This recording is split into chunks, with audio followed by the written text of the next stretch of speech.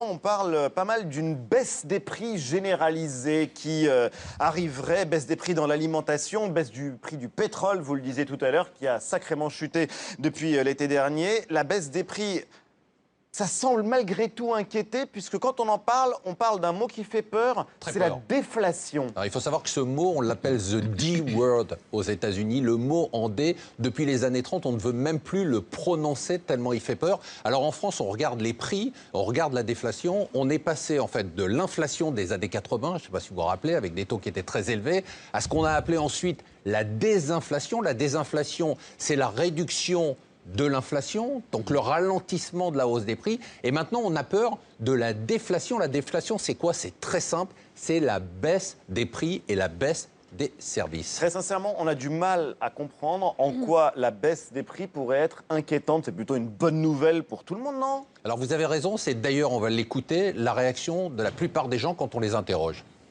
Pour le consommateur, je pense que c'est toujours une bonne nouvelle, non? Il préfère payer ses produits moins chers que plus chers. C'est toujours bien de payer moins cher quand on passe à la caisse du supermarché.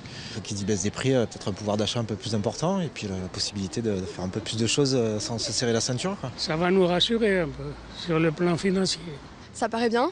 Après, ça fait rien que l'idée fait un peu peur. On ne sait pas trop ce qu'il va y avoir après.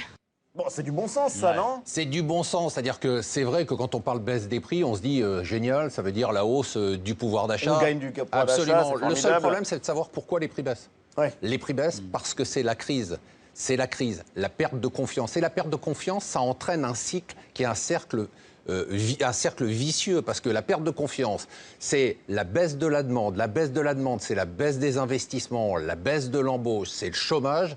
C'est donc la perte de confiance et on est dans un cercle qui est un cercle terrible. C'est ça le cercle vicieux de la déflation. Voilà, c'est ça la déflation. Et la déflation, vous la vivez et vous l'entretenez vous-même tous les jours. Quand vous décidez d'acheter plutôt en solde ou d'attendre quelques mois pour acheter moins cher, quand vous comparez en permanence ce qu'on fait tous pour acheter moins cher, vous participez à un mouvement de déflation. Et ça, c'est terrible. Alors, en apparence, c'est une bonne nouvelle. Pour les consommateurs? Ben oui, mais le problème, c'est qu'on n'est pas que des consommateurs. Si on n'était que des consommateurs, la déflation, ça serait génial. La baisse des prix, ça serait génial. Mais il se trouve qu'on est de l'économie. On est aussi salarié, on est entrepreneur.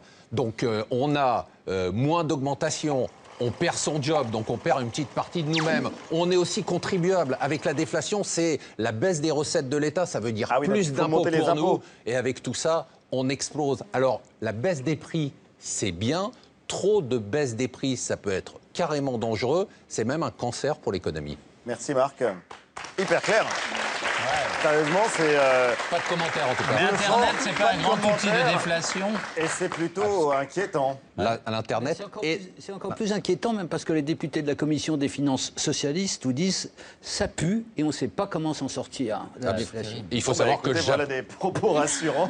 Il faut savoir qu'au Japon, après 25 ans, ils y sont encore. Hein.